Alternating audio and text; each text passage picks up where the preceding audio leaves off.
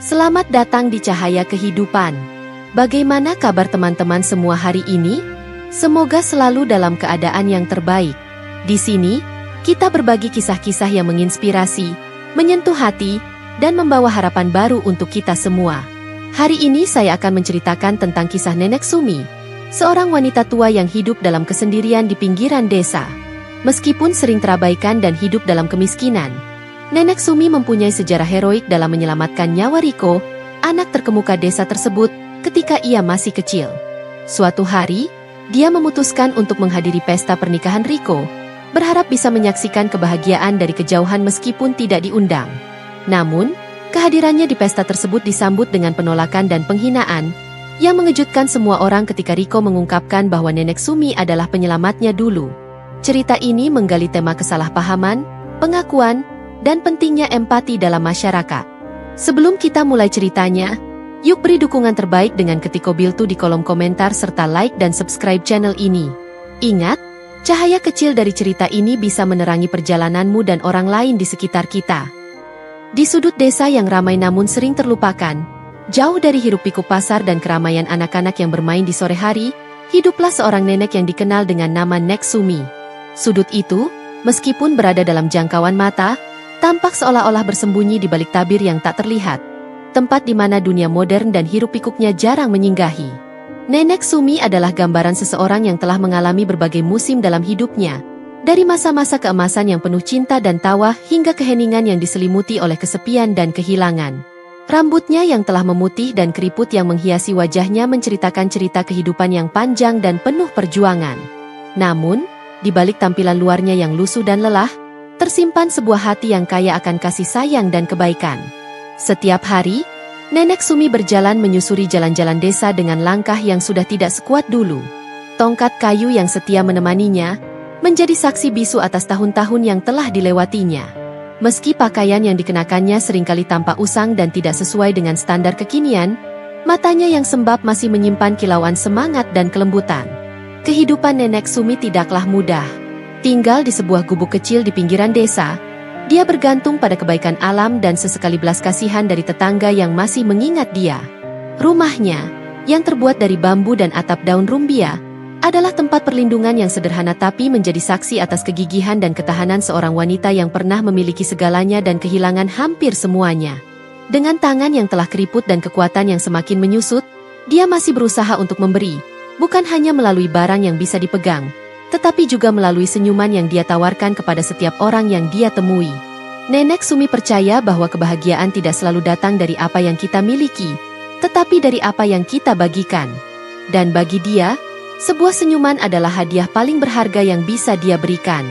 Meskipun dia hanya sekilas tampak oleh mereka yang terlalu sibuk untuk melihat, bagi mereka yang meluangkan waktu, dia adalah pengingat bahwa di dunia yang seringkali terlalu cepat untuk menghakimi dan terlalu lambat untuk memahami, masih ada ruang untuk kebaikan dan kelembutan hati. Nenek Sumi mungkin terlihat seperti bayangan di sudut mata mereka yang hanya melirik. Namun bagi yang mengenalnya, dia adalah cahaya dalam kegelapan, pelita dalam kabut. Itulah kehidupan Nenek Sumi di sudut desa yang ramai namun sering terlupakan. Seorang perempuan tua dengan cerita yang panjang, yang masih memilih untuk berbagi senyum, meskipun dunia tidak selalu memberinya alasan untuk tersenyum. Sebuah pagi yang cerah, Nenek Sumi biasanya mengawalinya dengan kegiatan rutin yang sederhana namun penuh dengan kedamaian. Nenek Sumi bangun lebih awal, menghirup udara segar desa yang masih berselimut kabut tipis. Dengan gerakan yang terukur dan lambat, dia mengisi ember dengan air dari sumur tua di dekat rumahnya, kemudian kembali ke rumahnya yang sederhana untuk memulai hari.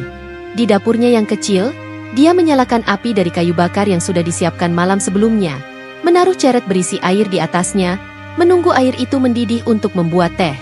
Sambil menunggu, dia membuka jendela kecil di dapurnya, membiarkan cahaya pagi dan suara desa yang mulai bangun memasuki ruangannya yang hangat. Nenek Sumi kemudian mengambil tempat duduknya di kursi kayu tua dekat jendela, menyeruput tehnya perlahan, menikmati kesunyian yang hanya dipenuhi oleh kicauan burung dan suara daun-daun yang bergerak lembut diterpa angin. Dalam kesendirian ini, dia sering merenung tentang masa lalunya yang penuh warna, tentang keluarga yang sudah lama pergi meninggalkannya, dan tentang hari-hari di mana dia masih merasa diperlukan dan dihargai. Sambil menatap keluar jendela, pandangannya tertangkap oleh persiapan yang mulai terlihat di pusat desa. Ada keramaian yang tidak biasa, orang-orang berlalu lalang, membawa bunga dan dekorasi. Rasa ingin tahu muncul dalam benak Nenek Sumi, mendorongnya untuk memperhatikan lebih jelas apa yang sedang terjadi. Dari tetangganya, dia mendengar bahwa hari itu akan ada pesta pernikahan Riko, anak terkemuka di desa yang dikenal karena kekayaannya. Kabar tentang pesta pernikahan Riko, anak terkemuka desa yang dikenal kaya raya dan berpengaruh, telah menyebar ke seluruh penjuru desa. Poster-poster dan undangan telah dibagikan, dan persiapan megah tampak di mana-mana. Riko, yang kini telah tumbuh menjadi seorang pria dewasa yang tampan dan sukses, adalah buah hati desa, sering dibanggakan oleh semua orang sebagai simbol keberhasilan dan kemajuan. Nenek Sumi, dengan mata yang mulai sayu dan ingatan yang masih terang, mengingat dengan jelas hari ketika dia menyelamatkan seorang bocah kecil yang lainnya tidak lain adalah Riko, dari hanyut di sungai yang deras di tepi desa. Itu adalah hari yang cerah namun berubah menegangkan, ketika teriakan minta tolong memecah keheningan siang itu, dan dengan nafas yang berat dan tangan yang gigih, Nenek Sumi berhasil menarik Riko yang saat itu masih polos dan tak berdaya ke tepian. Meskipun peristiwa itu telah lama berlalu, dan Riko sendiri mungkin hanya menyimpannya sebagai kenangan kabur, bagi Nenek Sumi, itu adalah momen yang mendefinisikan bagian dari keberadaannya di desa itu. Dia telah berharap bahwa suatu hari, sumbangsihnya yang tak terukur itu akan membawa sedikit pengakuan atau setidaknya sebuah anggukan simpatik dari warga desa, yang seringkali hanya melihatnya sebagai bayang-bayang yang mengambang di antara mereka. Ketika mendengar tentang pesta pernikahan tersebut, sebuah rasa harapan yang lama tidak dirasakan mulai bertunas dalam hatinya. Dia tidak memiliki ilusi untuk diundang secara resmi atau diperlakukan sebagai tamu kehormatan, tetapi ada bagian dari dirinya yang berharap dapat melihat, meski dari kejauhan, kegembiraan dan perayaan yang mungkin tidak pernah lagi bisa dia rasakan secara langsung dalam hidupnya. Pagi itu, sinar matahari menembus celah-celah daun yang mengitari gubuk Nenek Sumi, memberikan semburat keemasan yang hangat dan menerangi ruang yang sepi dan sederhana. Langkah-langkahnya yang ragu-ragu pagi itu adalah gambaran dari perjuangan batin yang dialaminya. Keputusannya untuk menghadiri pesta pernikahan Riko bukanlah tanpa kekhawatiran dan ketakutan. Ketakutan akan penolakan dan ejekan. Namun, dorongan untuk menjadi saksi kebahagiaan anak yang pernah dia selamatkan, sekalipun dari kejauhan, memberinya keberanian. Di sudut kamarnya yang sempit, dia membuka lemari tua yang berisi pakaian-pakaian yang sudah lusuh dan usang. Setiap helai pakaian memiliki cerita, dari hari-hari yang lebih baik, dari waktu di mana dia masih dikelilingi oleh keluarga dan teman. Dengan tangan yang gemetar, dia mengambil gaun terbaiknya, gaun yang sudah pudar warnanya dan jelas terlihat tanda-tanda sering dipakai. Gaun ini, meskipun jauh dari standar kecantikan saat ini, adalah simbol dari usaha terbaiknya untuk menghormati acara yang penting. Setelah berpakaian, dia duduk di depan cermin retak yang lama, menyisir rambutnya yang sudah memutih dengan sisir yang sudah hampir patah. Setiap tarikan sisir adalah pengingat dari setiap tahun yang telah dilewatinya, penuh dengan kesedihan dan kegembiraan. Hari itu, meski ragu, dia membiarkan kenangan mengalir bebas, kenangan tentang hari-hari di mana dia masih dihargai dan diperlakukan dengan hormat. Dengan hati yang berat tapi penuh harapan, dia mengambil keranjang kecil dari sudut ruangan. Dia mengisinya dengan kue buatan tangan yang telah dia persiapkan semalam. Kue-kue tersebut, sederhana tapi dibuat dengan penuh cinta, adalah bentuk penghormatan dan rasa terima kasihnya kepada keluarga yang anaknya pernah dia selamatkan. Meski dia tahu mungkin tidak akan ada yang menerima hadiah ini, penting baginya untuk menunjukkan bahwa dia datang dengan niat yang tulus, bukan sebagai seorang peminta-minta. Dengan keranjang di tangan, Nenek Sumi berjalan keluar dari rumahnya. Langkahnya menuju lokasi pesta adalah perjalanan melalui kenangan. Setiap jengkal jalan yang dia tapaki adalah pengingat dari masa lalu yang tak bisa diulang. Meskipun pakaian lusuhnya mungkin menarik pandangan sinis atau kasihan, semangatnya untuk menghadiri pesta, meskipun hanya sebagai penonton dari kejauhan, tidak luntur. Ini mungkin adalah kesempatannya untuk sekali lagi merasa menjadi bagian dari komunitas yang telah lama meninggalkannya dalam bayang-bayang. Seiring langkah Nenek Sumi mendekati lokasi pesta, suara musik dan gelak tawa yang meriah mulai terdengar lebih jelas. Itu adalah suara kebahagiaan yang belum pernah ia rasakan sejak lama. Suara yang membawa harapan dan juga luka lama. Di balik setiap tawa yang terdengar, ada kenangan tentang hari-hari ketika dia juga pernah tertawa. Nenek Sumi berhenti sejenak di pinggir jalan, menatap pesta dari kejauhan. Dia memperhatikan bagaimana tamu-tamu dengan pakaian mewah mereka memasuki tenda besar yang telah didirikan di tengah lapangan desa. Cahaya dari lampu-lampu yang berkilauan menciptakan atmosfer ajaib, sebuah kontras yang menyakitkan dengan kegelapan yang seringkali mengisi hari-harinya. Mengumpulkan sisa keberaniannya, dia mulai mendekat, berharap hanya bisa berdiri di pinggir dan menyaksikan perayaan tanpa diperhatikan. Namun, saat dia melangkah lebih dekat, beberapa wajah berpaling ke arahnya, dan ekspresi sinis serta bisikan mulai mengudara. Raut muka mereka berubah, mencerminkan campuran kejengkelan dan keheranan. Bagi mereka, pemandangan Nenek Sumi dalam pakaian lusuhnya di tengah kemegahan pesta adalah sesuatu yang tidak pantas. Sebelum dia sempat mengatur posisi lebih jauh, seorang petugas yang menjaga pintu masuk melihatnya. Dengan tatapan yang keras dan sikap yang tak kenal ampun, dia menghadang langkah Nenek Sumi. "Maaf, Anda tidak bisa masuk," ucapnya dengan nada yang dingin dan tanpa empati. Kata-katanya bagaikan pukulan yang menghantam hati Nenek Sumi, mengingatkannya pada statusnya yang terlupakan dan diabaikan. Tidak ingin menyerah begitu saja, Nenek Sumi mencoba menjelaskan niatnya dengan suara yang bergetar, "Saya hanya ingin melihat, tidak akan mengganggu." Namun, sebelum dia bisa menyelesaikan, seorang tamu yang berdiri dekat pintu, mendengar percakapannya dan tertawa terbahak-bahak. "Lihat, bahkan penyusup pun ingin menjadi bagian dari pesta kita," ejeknya, seraya menyiram Nenek Sumi dengan minuman dingin yang ia pegang. Cairan dingin itu meresap ke dalam pakaian yang sudah usang, menggigilkan tulangnya yang sudah renta dan membasahi hatinya yang sudah patah. Air mata mulai menggenang di matanya, bukan hanya karena dinginnya minuman yang membasahi kulitnya, tapi juga karena kekejaman yang tak terduga dan penghinaan yang begitu nyata. Ejekan dan tawa menjadi latar musik yang pahit di telinganya, saat dia berdiri basah dan malu di depan kerumunan yang tidak berbelas kasih. Pada saat itu, Nenek Sumi menyadari bahwa harapan yang dia genggam erat-erat untuk sekadar menjadi saksi kebahagiaan dari kejauhan kini telah hancur. Hatinya yang sudah rapuh, kini semakin retak. Dengan kepala tertunduk, dia perlahan mundur, meninggalkan kegembiraan palsu yang tidak memiliki tempat untuk kesederhanaan dan kejujuran seperti dirinya. Nenek Sumi melangkah mundur, berusaha menjaga martabatnya meski hatinya luluh lantak. Setiap langkah terasa semakin berat, seolah-olah setiap butir pasir di bawah kakinya adalah pengingat dari penghinaan yang baru saja dia alami. Dalam kelembutan malam yang biasanya memberikan kedamaian, kali ini hanya ada luka. Namun, tepat saat Nenek Sumi hendak meninggalkan pekarangan pesta, sebuah suara memanggilnya dari kejauhan. "Tunggu, tunggu sebentar," teriak suara itu. Itu adalah Riko, pengantin pria, yang dengan nafas terengah-engah berlari mengejar Nenek Sumi.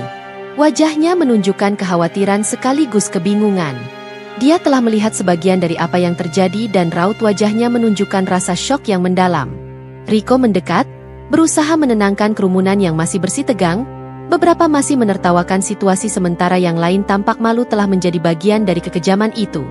Dengan suara yang tegas, Riko berbicara, "Ini tidak benar. Apa yang kalian lakukan ini salah." Nenek Sumi berdiri, gemetar, basah kuyup dan kedinginan. Tetapi dalam kehancuran itu, ada secercah kehangatan yang muncul saat melihat Riko, seorang anak muda yang pernah dia selamatkan, sekarang berdiri membelanya. Meskipun begitu, pahitnya penghinaan masih tersisa di bibirnya, rasa malu menggigil di tulang-tulangnya. Riko berbalik ke kerumunan dan melanjutkan, "Nenek Sumi bukan sembarang orang. Dia menyelamatkan hidup saya ketika saya masih kecil. Dia berhak mendapatkan rasa hormat dari kita semua." Suaranya yang bergetar menunjukkan perjuangan batinnya sendiri, berusaha menggugah kesadaran tamu-tamu yang sejenak lupa pada kemanusiaan. Sejenak, suasana menjadi hening. Masing-masing tamu kini merasa malu, menundukkan kepala, tidak ada yang berani bertemu pandang dengan Riko atau Nenek Sumi. Udara penuh dengan penyesalan yang tidak terucap. Seakan setiap orang di situ mulai merenungkan konsekuensi dari perbuatan mereka. Sementara itu, Nenek Sumi, meskipun mendengar kata-kata pembelaan dari Riko, merasakan luka yang terlalu dalam untuk segera sembuh. Penghinaan publik telah meninggalkan bekas yang tidak akan mudah hilang. Dia mengangguk pelan, menghargai usaha Riko untuk memulihkan martabatnya. Namun baginya, malam itu telah tercoreng terlalu dalam. Riko, melihat kesedihan dalam mata Nenek Sumi, mendekat dan berbicara dengan lembut. "Nenek, saya minta maaf atas semua ini. Ini bukan cara kita memperlakukan tamu, terlebih lagi seseorang yang berjasa seperti Anda." Dia menawarkan tangannya, sebuah isyarat untuk mendukung dan membantunya. Tapi Nenek Sumi hanya memberikan senyum pahit. Dengan hati yang lebih berat dari sebelumnya, Nenek Sumi menolak bantuan itu, memilih untuk pergi dengan tenang. Dia memilih untuk meninggalkan pesta, meninggalkan Riko yang berdiri di tengah keramaian yang kini tenggelam dalam keheningan dan rasa bersalah. Pesta yang seharusnya penuh dengan kebahagiaan dan perayaan, kini terasa kosong dan hampa, sebuah arena yang telah disulap menjadi medan perang emosional yang tak terduga. Setelah Nenek Sumi mundur, meninggalkan kebingungan dan rasa bersalah yang menggantung di udara, Riko berdiri tegak di tengah kerumunan yang hening. Wajahnya tampak pucat, menggambarkan konflik internal yang dialaminya, antara perayaan hari terpenting dalam hidupnya dan pengungkapan sejarah yang hampir terlupakan. Dia merasa bertanggung jawab untuk memperbaiki kesalahan yang tidak seharusnya terjadi di awal pernikahannya. Mengambil mikrofon dari band yang telah berhenti bermain, Riko menghela nafas panjang sebelum berbicara. Suaranya bergema di seluruh tenda, menarik perhatian setiap tamu yang masih berusaha mencerna situasi. Hari ini seharusnya tentang kebahagiaan dan persatuan, katanya. Suaranya mencoba keras untuk tidak bergetar. Namun, kita telah menyaksikan sesuatu yang sangat berbeda. Sesuatu yang tidak mencerminkan nilai-nilai yang kita pegang sebagai komunitas. Riko memandang sekeliling, setiap pasang mata kini tertuju padanya, menunggu penjelasan lebih lanjut. Banyak dari Anda mungkin tidak tahu sepenuhnya siapa Nenek Sumi itu bagi saya. Beberapa puluh tahun yang lalu, ketika saya masih seorang anak, saya nyaris kehilangan nyawa di sungai yang mengalir tidak jauh dari sini. Nenek Sumi, dengan keberanian dan ketidakpedulian terhadap keselamatannya sendiri, menyelamatkan saya. Tanpa dia, saya mungkin tidak akan berdiri di sini hari ini. Kata-katanya menimbulkan bisikan di antara tamu-tamu. Beberapa tampak terkejut, lainnya merasa malu. Saya mengerti ini adalah momen yang sulit, tapi saya berbicara dari hati. Kita harus mengenali dan menghargai setiap individu, tidak peduli status atau penampilan mereka. Hari ini, kita telah gagal melakukan itu. Di sudut lain, Sela, pengantin wanita, bergabung di sisi Riko. Wajahnya penuh simpati dan dukungan, menyentuh lengan suaminya sebagai tanda solidaritas. Sela, meskipun baru mengenal cerita penuh Nenek Sumi, merasakan kedalaman situasi tersebut dan kebutuhan untuk menghormati setiap tamu yang hadir, terlepas dari latar belakang mereka. Riko melanjutkan, saya meminta maaf kepada Nenek Sumi, atas nama kita semua, karena pengalaman yang harus dia alami malam ini. Saya juga berharap, melalui kesalahan ini, kita semua dapat belajar dan tumbuh. Mari kita jadikan ini titik balik, di mana kita tidak hanya merayakan cinta dalam bentuk pesta, tetapi juga dalam bentuk penghormatan dan kebaikan kepada sesama. Mendengar itu, beberapa tamu mulai terdiam, merenung. Ada rasa katarsis yang mengalir melalui tenda, seolah-olah kejadian malam itu telah membuka mata banyak orang untuk melihat di luar dinding yang biasa mereka bangun di sekitar diri mereka sendiri. Sebagai penutup, Riko meminta maaf sekali lagi, kali ini lebih personal. Kita sering lupa bahwa setiap orang yang kita temui sedang berjuang dalam perjalanan mereka sendiri. Malam ini, semoga kita tidak hanya membawa pulang kenangan tentang makanan atau dekorasi, tetapi juga tentang pentingnya empati dan pengertian.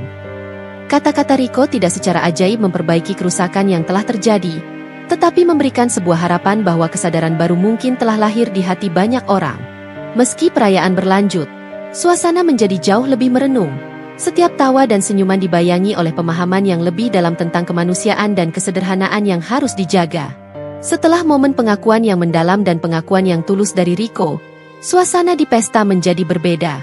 Rasa bersalah dan penyesalan melingkupi tamu yang hadir, mempengaruhi interaksi yang semula riang menjadi lebih introspektif dan berat. Di tengah suasana yang berubah, Riko berusaha mencari Nenek Sumi, berharap bisa memperbaiki kesalahan yang telah terjadi dan mengundangnya kembali ke dalam lingkaran pesta sebagai tamu terhormat. Pesta itu berlanjut, tetapi atmosfer telah berubah secara dramatis. Musik yang kembali dimainkan tidak lagi memiliki semangat yang sama, dan tarian yang dilakukan lebih merupakan gerakan mekanis daripada ekspresi kegembiraan. Setiap tamu yang masih berada di pesta itu sekarang membawa beban kesadaran yang lebih dalam tentang kejadian yang telah melukai Nenek Sumi. Riko, meskipun secara fisik masih hadir, terlihat jauh dengan pikirannya melayang ke peristiwa yang baru saja terjadi. Di tengah pesta yang sekarang tampak hampa, Riko mengambil waktu untuk merenungkan lebih dalam tentang implikasi dari apa yang telah terjadi. Dia memikirkan bagaimana sebuah peristiwa yang seharusnya penuh dengan kebahagiaan dan perayaan dapat berubah menjadi aula penghakiman dan penolakan.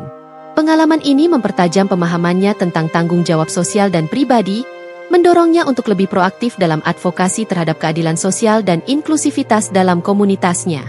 Sementara itu, di keheningan rumahnya yang sederhana, Nenek Sumi duduk dalam keheningan yang hampir total, kecuali suara angin yang sesekali menyelinap masuk melalui celah-celah dinding bambu.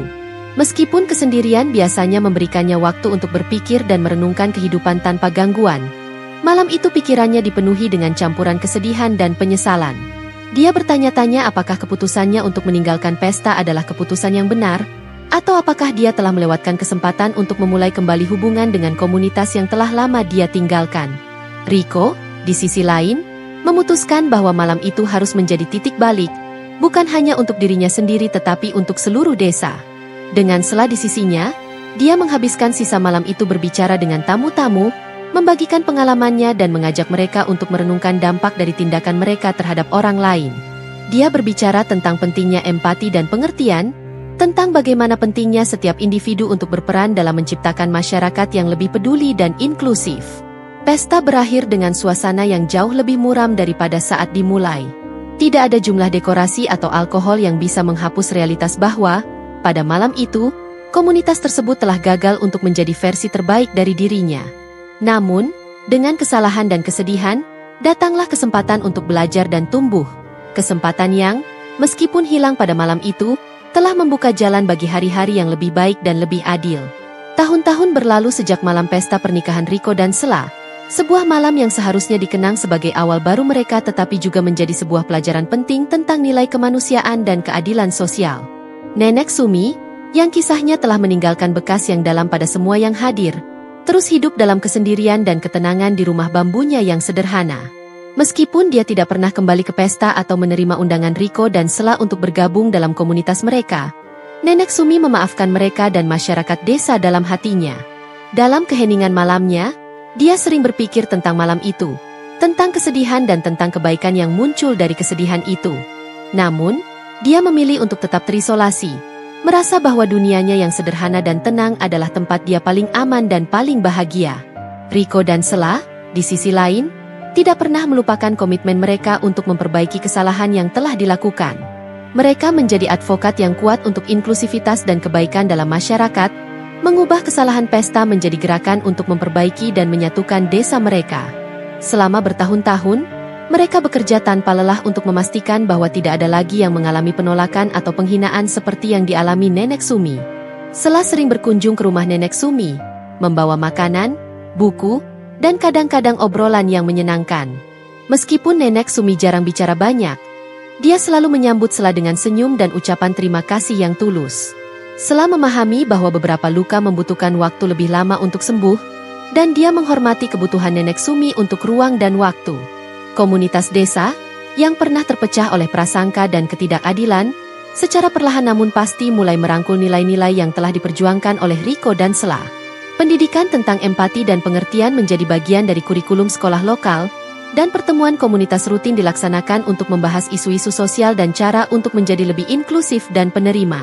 Pada hari Nenek Sumi meninggal, beberapa tahun setelah pesta, dia meninggalkan dunia ini sendirian secara fisik tetapi tidak tanpa meninggalkan jejak yang mendalam pada mereka yang mengenal ceritanya. Berita tentang kematiannya menyebar dengan cepat melalui desa, dan meskipun dia telah hidup terasing, banyak yang merasa kehilangan yang mendalam. Rico, yang sekarang menjadi pemimpin yang lebih bijak dan penuh belas kasih, mengorganisir upacara peringatan yang layak untuk Nenek Sumi. Dia berbicara dengan hangat tentang keberanian dan kebaikan hati yang telah ditunjukkan oleh wanita tua itu, menekankan bahwa kehidupan Nenek Sumi harus menjadi pengingat bagi semua orang untuk selalu bertindak dengan kebaikan dan keadilan. Pada akhirnya, kisah Nenek Sumi menjadi legenda desa, sebuah cerita tentang kesedihan yang mengubah sebuah komunitas.